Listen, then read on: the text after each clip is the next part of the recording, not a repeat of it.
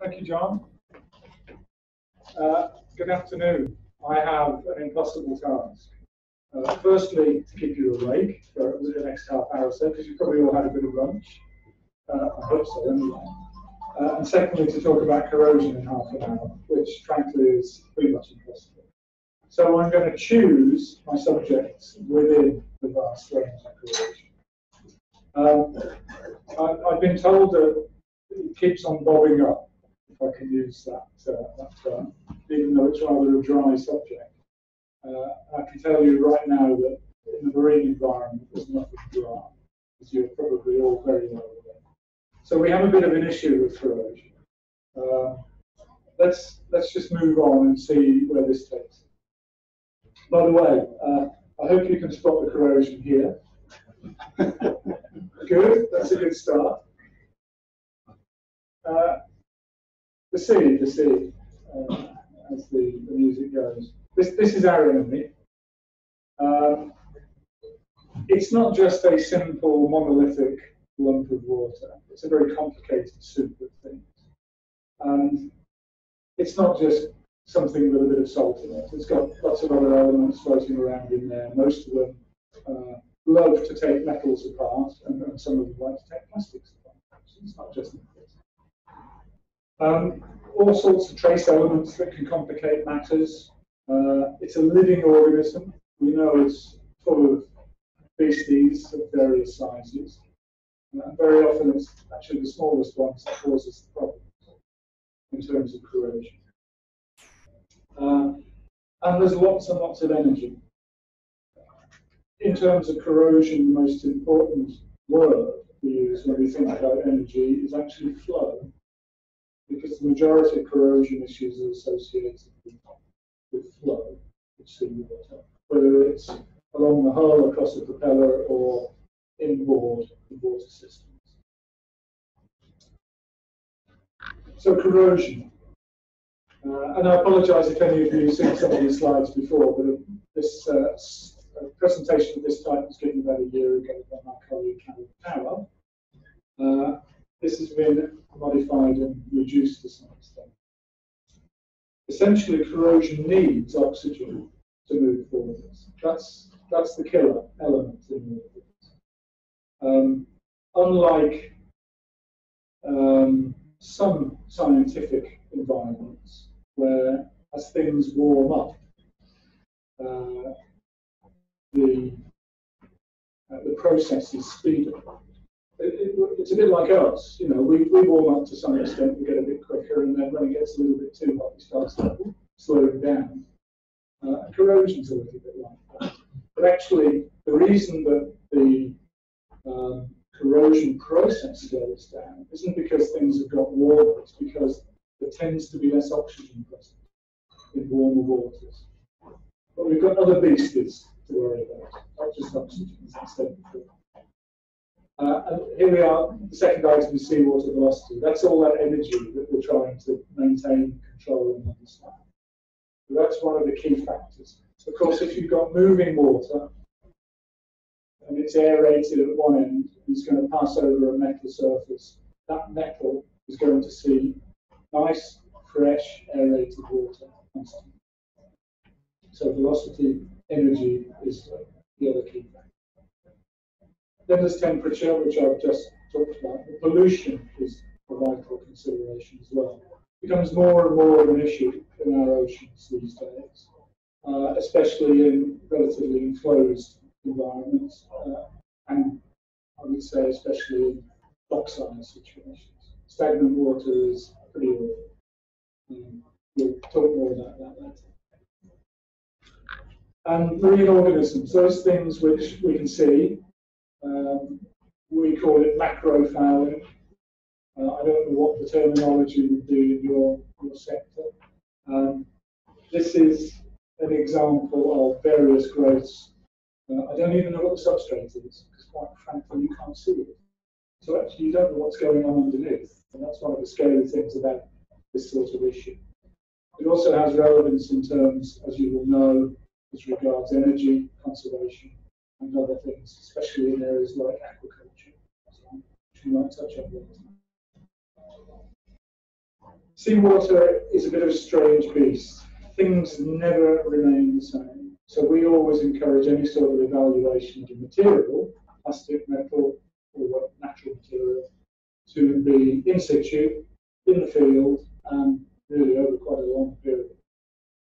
It's quite hard to extrapolate from a laboratory situation into the ocean. So my talk will sort of weave together materials and corrosion issues. And I can't really do it any other way than bounce around between the two, because this is a mesh of problems. Many things are interconnected. What I hope to do is leave you with 2 or 3 gems that you can take away with you that might allow you to recognise stuff in the field. I'm sure there'll be lots of questions. Steel. I'm starting with steel because it's the fundamental building material for the oceans, whether it's dockside or out there in the ship's hull elsewhere. It's a fantastic engineering material. Unfortunately, it corrodes in seawater quite bad, especially as you increase the flow rates. The corrosion rate goes up from typically 0.1 to 0.2 to maybe 1 millimetre a year. 2 millimetres a year in certain circumstances have been reported. I'm thinking of the Gulf of Mexico, for example, where the environments are very aggressive. So, what do we do about it? Well, we coat it. And I hear that you've had lots of talks about coating, so you know all about those. Thank God, because I don't.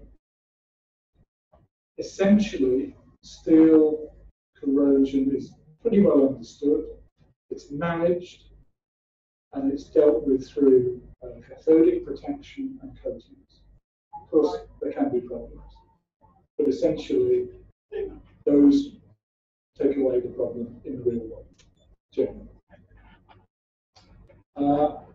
It is, however, an interesting engineering fact that you can assuage the needs of the monster out there, the ocean, in terms of corrosion of steel by increasing thickness, because it's also relatively cheap. So a lot of applications have over-engineered steel or other materials because they know they will corrode. They're looking for a 5-year or 10-year lifetime, so they over-engineer it to accommodate any corrosion. We'll come back to this later when we talk about cast irons. There are other influences which are less well understood, and this accelerated low water corrosion, which is what happens on docksides, especially islands and so on, just around about the tidal mark, just near maybe the low water mark, especially accelerated low water corrosion, believed to be down to increased oxygen just near the surface. But now we're beginning to think perhaps there's something else going on here as well. And that's something I'll touch on later as well, which is microbially influenced corrosion. So that's these little creatures that we can't see, but they're in the sea, as we know. We've ever been for a swim and taken the wrong numbers of mouthfuls of water, then sometimes those microbes can do damage to us. So still corrodes, but we can do it. That's going to take it. So I'm going to start to talk about accelerated corrosion under particular circumstances. And again, I'm only scratching the surface. We'll start with galvanic corrosion because that's a key thing that occurs in the marine environment. We'll come into all the others later on. I said we'd talk about cast iron. Cast iron, the traditional cast iron is what we metallurgists call grey cast iron. It's got little flakes of graphite in it. And they're extremely useful from a metallurgist's perspective because when you cast something, they actually expand when they freeze. Most materials shrink when they freeze. The reason cast iron's been used for years as a casting material is that it's got this wonderful tendency to precipitate out carbon, and that expands, and it means that the casting fills the mold. But there are problems with it in the seawater environment in terms of the graphite being what we call a noble material, a material which really doesn't corrode at all. Whereas the iron matrix of the cast iron is very corrosive. So sometimes you get what's shown here in these circles, graphitization, and that is the selective corrosion of the iron matrix, leaving a fairly crumbly graphite residue. Sometimes you can't actually see that something's corroded because it's coated with rust, and then you might go and tap it or touch it, even, and it will virtually disappear in front of your very eyes. So it's a tricky little thing, but it is a good example of galvanic corrosion. You've probably heard of dezincification. This is prevalent in copper alloys. I'll talk about copper alloys later, but these are good examples of where things have gone wrong. Choosing the wrong material, for example, has caused this bolt head to break. It's under some stress because it's a bolt. Normally, bolts under some stress. But under the marine environment, the wrong material was chosen, probably something bought in from a supplier because there was a previous failure, and they didn't really think that the material was because it was in, I don't know, I was going to say Timbuktu because it's landlocked, so it's going to happen. But this is, again, a classic example of galvanic corrosion, where the zinc-rich phase has disappeared, leaving essentially the copper-rich phase behind. It's when you get these combinations of a noble and a less noble material, and perhaps a gap between the two in terms of corrosion tendencies, that you get galvanic corrosion. On the right of the screen, something that really alludes back to the over-engineering of steel. This again is a copper alloy. This is a tube plate on a heat exchanger, and it shows not zincification, but de-aluminification. You probably know that zinc and aluminium are used for cathodic protection, bolted to ship's hulls and other structures like that. But the aluminium in some bronzes can be corroded away in preference, leaving behind copper-rich matrix. Now, in this case, the tube plate on the end of this heat exchange has been over-engineered. It's been quite happily in service for over 10 years. Its design life is probably 5 years or something. So they addressed the issue of corrosion by making the material thicker. It's only that, not an issue.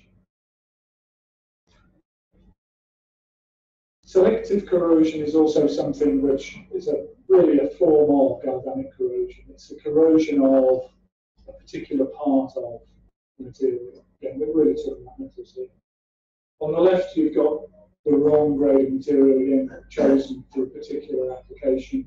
And this is a free machining grade of stainless steel. It's got manganese sulfide in there deliberately to help with the lubrication of cutting tools and so on. But it corrodes like that. So you can see the terrible effect that that's had after a very short time in a seawater environment. Seawater loves certain things. It'll just eat it away. This would actually corrode in tap water. That's a really bad choice. On the right, at the other end of the stainless steel spectrum, really, is an example of a super duplex stainless steel. Don't worry about these terms. You may have heard them before, you may be worried, but we'll come to that. Super duplex is basically a more complicated stainless steel. But if you don't heat treat it correctly, you can precipitate out phases which will preferentially corrode. And then you can get failures. And these are the things that hopefully you don't see too often, but I'm sure you do from time to time. And then in terms of galvanic couples, this is where you have two materials perhaps inadvertently placed together in a wet system, seawater system. On the left is an example of a heat exchanger end plate in nickel aluminium bronze, normal material. It's been retubed with titanium tubes. Titanium is noble to nickel aluminium bronze, which is a workable style marine industry. And it's caused accelerated corrosion in nickel, aluminium, and bronze. So we've got this material that is, again, noble on one side, and another one which is has more tendency to corrode. You accelerate corrosion. Think of it as a gradient between the two. And the further apart they are, the steeper the gradient, the more tendency there is for something to happen. Classic thermodynamic rule. But on the right, I apologise for the quality of this picture, but it is a good example. The bright patch in the centre of that bearing face, or seal face, is corrosion. It's a super duplex stainless steel. It should not corrode, and yet it's been sealed with a graphite gasket. Graphite doesn't corrode. We talked about that regarding cast irons a while back. But because it's been placed in combination in marine environment again, that's the aggressive seawater that we talk about, it's caused corrosion of the super duplex. Unusual circumstances, all things to look at. That's galvanic corrosion. I talked earlier about cast irons. Now, there have been changes in the metals industry over the last forever, to be honest. We moved from the Bronze Age to the Iron Age some time ago. We moved into the stainless steel age more recently. And even within that period, things have changed in stainless steel. About 50 or 60 years ago, special cast irons were developed. They no longer have those graphite flakes. Some of them have nodules, spherical. You might call them spherical graphite, spherical cast irons, or nodular cast irons. The next step, again, was to put nickel in cast irons, and that modifies the corrosion tendencies of cast iron. It's still a workhorse material for things like pumps and impellers and so on, because it's cheap, but it's not as cheap as cast iron. And I said we'd come back to the question of cast iron generically still being used. It's because it's cheap. But more is being asked of all of our systems now.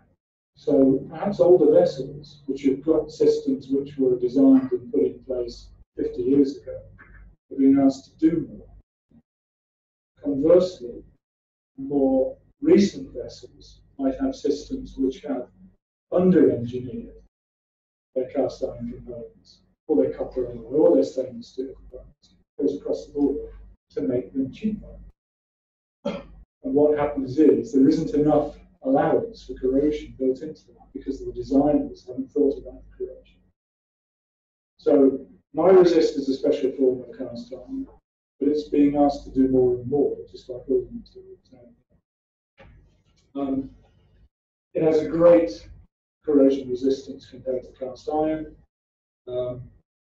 Stress corrosion cracking, which is something I'll talk about a little bit later, has been reported, but it's probably related to this increase of duty expectation. Cast irons. This graphic just shows the changes in chemistry over the years. On the right-hand side, that resist, that special nickel-containing cast iron, you can see the green block there is all nickel. It's about 20% of the material volume. Now, nickel's great, you'll see it in stainless steels as well, but it makes it significantly more expensive. That's why I'm showing this graph. So that's the development of cast iron. Whilst we're talking about chemistries, I bring you on to stainless steel. Stainless steel is a bit of a workhorse in industry these days. It works because it still rusts. And we call it rust, we can't even see the rust most of the time. There's a very thin layer of chromium oxide on the surface. That makes the difference. That makes the stainless steel. The very early stainless steels were often called rust resistant because they were playing around about the 10% chromium. Chromium's a really strong corrosion modifier, and it's vital in stainless steel. We move on because this next slide shows the difference again in terms of subtle change. This isn't so subtle, but a change in chemistry in stainless steels. Sorry, that's it.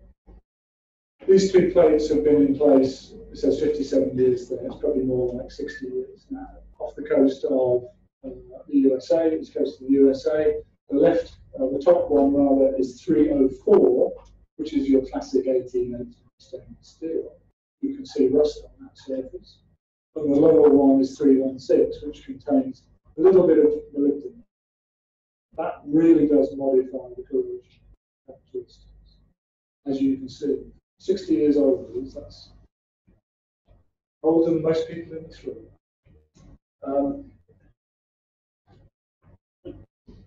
Now, I would say that 304 is probably going to function quite adequately, because that corrosion that you can see is literally superfluous. It's only on the surface. It doesn't cause any extra stress.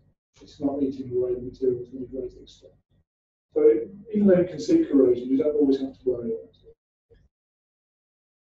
Stainless steels have become one of the workhorse materials in the marine sector, but somebody's leaking. But they have two-ish Achilles heels. One is very low flows, so where the water is not moving very quickly across. They need oxygen to create and recreate that chromium-rich oxide surface. If it isn't there, it actually starts to break down. And secondly, which exacerbates that first thing, is higher than normal levels of chlorine. And of course, sodium chloride in the sea, but we're usually talking about free chlorine. Stainless steel is great stuff. Here's a graph showing you the chemistry of stainless steels. And this is pretty much what's happened over the last 50 or 60 years in terms of stainless steel alloy development. I don't know whether you can see that right at the back, but the yellow block is chromium on there. And it's been reasonably constant. It's moved around about 20%, give or take, over the years. But what's really changed is the development of lower nickel, because nickel is very expensive, stainless steels in the last 20, 30 years, in an attempt to reduce costs, but also as we understand a little bit more about the corrosion mechanisms. The need for nickel, it's been realised, is not quite as important as it was once thought. So you might come across in rather exotic applications, super duplex, super ferritic, super duper wonderful duplex stainless steels in the future, I'm sure. The workhorse 316L in the marine industry is that one more or less in the centre with quite a lot of nickel. So a lot of nickel and chromium.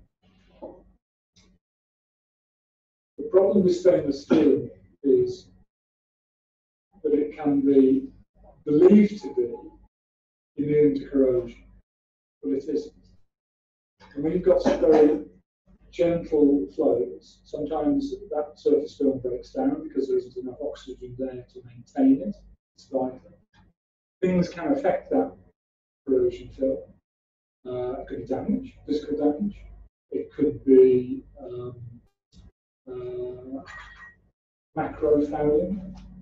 It could be a host of other things. In a seawater system, for example, in a heating and cooling situation, very often they dose systems with chlorine to keep the level of macro fouling, biofouling down.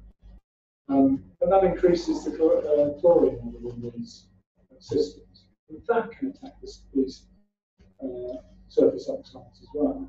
Now, what occurs on stainless steel is a phenomenon called pitting. So it's localized corrosion. Think of it as the weak link. In a chain, the weakest link is the one that hasn't been fabricated correctly. And locally on the surface, there might be a tiny little inclusion. There might be, frankly, a speck of polishing material that should have been removed. There might have been a bit of physical damage from something else. And that starts corrosion. Once it starts, you can get extra turbulence in a flowing situation, so you see pitting develop like this. And then, of course, what ends up is a thin wall on a tube, for example. If it's carrying any pressure, you get what happens on the right pop, because you're increasing the stress level in the material to the extent where it's just going to fail. It's exacerbated, as I say, this is a web. Corrosion's a bit of a web, everything's interconnected, just like life. So you move from pitting corrosion, which is usually manageable, to failure due to something else, and it can be catastrophic.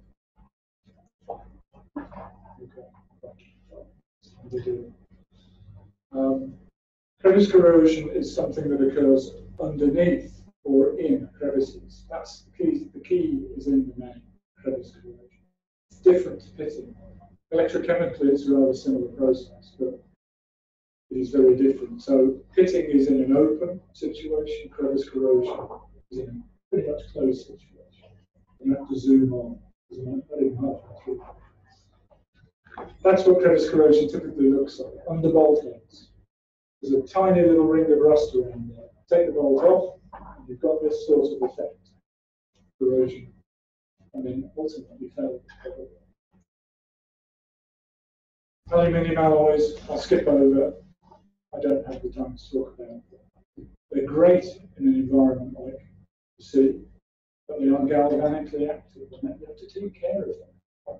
But they're really good for lightweight boats. Copper alloys, I have to talk about copper alloys because I work for the copper industry. Widely used, a big history, they resist biofouling, that's one of their key strengths. They've been used in heat exchange systems because they're really good for thermal conductivity. In terms of flow, they fill that gap where stainless steel has a bit of a problem, low flow rates. What extremely widely used throughout the world for heat exchange systems and marine pipework, seawater systems, firewater systems, and other things. Cavitation, you might have come across. It's actually not corrosion, it's physical damage. It's actually collapsing of a, not a bubble, but a vacuum top. Lots of energy there. I mention it, and then I'll skip it. Stress corrosion cracking, we need a combination of things. We're going to move on to this next issue, which is MIC, microbially influenced corrosion, which is a hot topic. Stress corrosion, you need certain specific environmental conditions. You need a susceptible material that is going to corrode. Then you need perhaps temperature and other influences like corrosion or some other pollution. In the case of copper alloys, this is an example, it's ammonia. In the case of stainless steel, it's often chlorine. We can skip that. Probably skip this. Anyone deal with super alloys, nickel-based super alloys? Come across those in any applications? The point of this graph is to show that red bar, in this case, is nickel content. They tend to be nickel-based. Therefore, they are extremely expensive. Therefore, they are put into critical situations. They rarely fail, but I go very expensive. Titanium, virtually immune to corrosion. Certain circumstances cause it, especially warmer waters, seawater. And we don't know where we're going with microbial influence corrosion when I see in terms of titanium.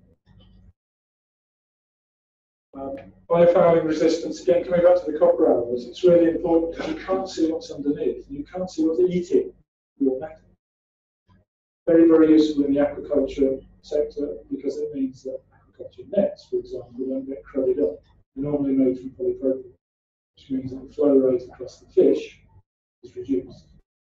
But using copper alloy nets, so that's a used net, which is good as new. MIC, we're beginning to understand the importance of it. It can have a drastic effect on locally changing corrosion resistance. I mean, microbially small, so 1 or 2 microns. That's an example what happens? You get a little colony of microbes on the surface in a stagnant dock somewhere in Asia. Completely different species to the ones we're used to here in this fine, bright, clean water that we're surrounded by. And you get a local, actually galvanic cell. It's starting to cause us real concern. Subject of ongoing study. That's what I've been through today. If you want to know more, this book is available on Amazon. It's really, really good. It gives you an introduction to all of the materials and all of the corrosion issues associated. And I will leave with the chairman a few brochures from the copper industry, specifically looking at the marine environment. So come and have a look, but they're downloadable from our website. You don't have to carry them around. Thank you for your time.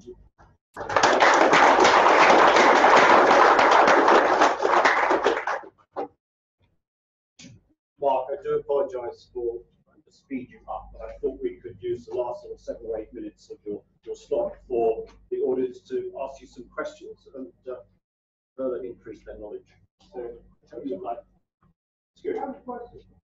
Why do you think that the composite color hasn't replaced the stainless steel color? The new materials are available, and lack of cavitation, no deformation, high RPM. I question that. I designed a patent for composite without, and used by the Royal Navy, on that assault craft. It's a great application, but it never has really picked up in the commercial market. To be honest, I don't know. I guess it's market driven. It's either technologically driven or market driven. And that's a rather simplistic separation, and there's a spectrum between the two. A lot of industries are quite traditional, and you need an awful lot of energy to change their direction. Sometimes that takes time. We looked into that for a client, and it was purely cost. More expensive. Well, the Royal Navy was spending, I think it was like £200 for stainless steel product, and the iron ones that they used on the small sulfurs were like less than £200. Because they're all popped out of the mold. So I was thinking one week dynamic. So the composite was much more expensive. Yeah, custom and practice often, I would say.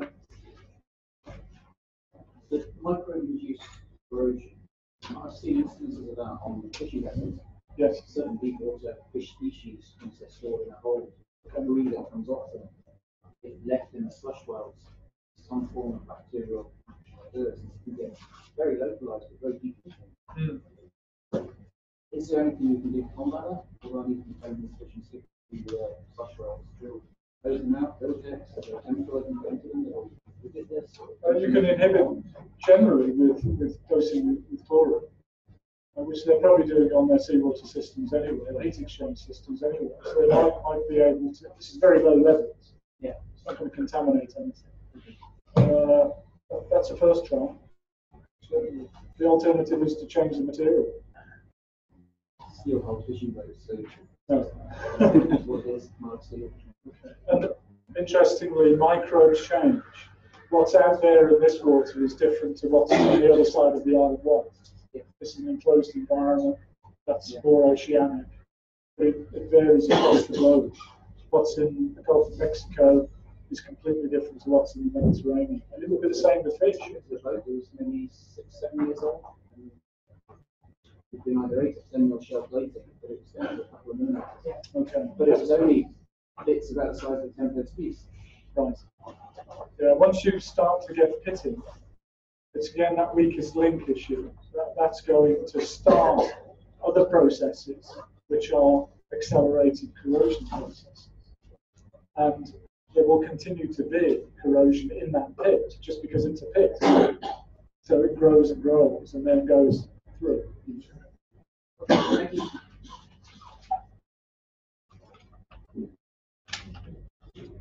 Would anybody else like to make a comment or ask a question?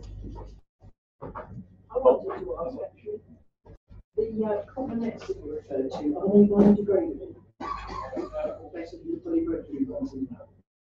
All copper alloys are recycled, 100%. I mean, I would guess that the majority of castings, ships' propellers, for example, a great example, probably use 80% recycled material now. When I was making it, we were squeezing it up from 30% to 40%. That's many years ago. It has a lot of advantages that aren't even considered. Healthy fish, better for the environment. How does that work? Is it fine strands of copper made into a wire? No, it's a branch. It's standard but leftover. Oh, okay. Let's hope that microphones work. It's part of the biofouling characteristics that I was explaining. Copper forms a film just like stainless steel. But in terms of marine organisms, they slough off that surface film very readily. They don't like sticking to it. They stick to stainless steel and concrete and steel and aluminum and other things. So the developments over the last probably 15, 20 years have led to the development of alloys that can be made into nets. So they are physically chain link nets. A little bit more rigid, but actually also a lot stronger than some of the polypropylene. One of the side effects from some of the trials is that they stop things like sharks getting into fish nets.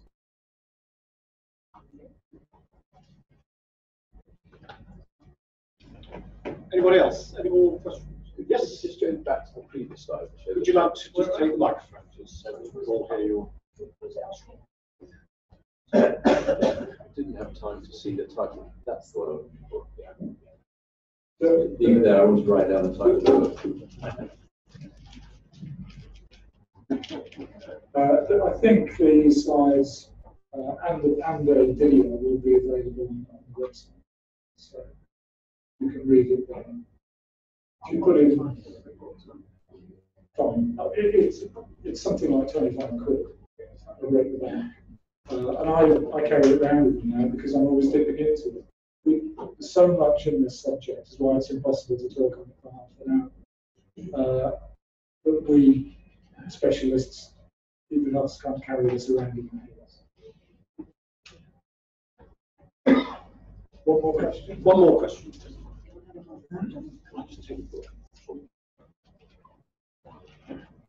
For the super duplex stainless steels, we used to have issues with welding. Is that still ongoing? It's ongoing in as much as, because they have fairly complicated chemistries, you need to take care when you weld them, because you can disrupt the microstructure. They have been subtly modified over a number of years to exhibit particular characteristics, especially in terms of corrosion. And as soon as you change, for example, the heat treatment, which is something you might do after welding, you can change that structure. There can be issues, even now, in bad welding, frankly, whether it's on carbon steel or super duplex, is a big issue across the whole sector.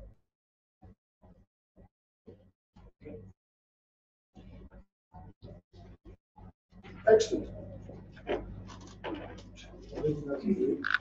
Okay.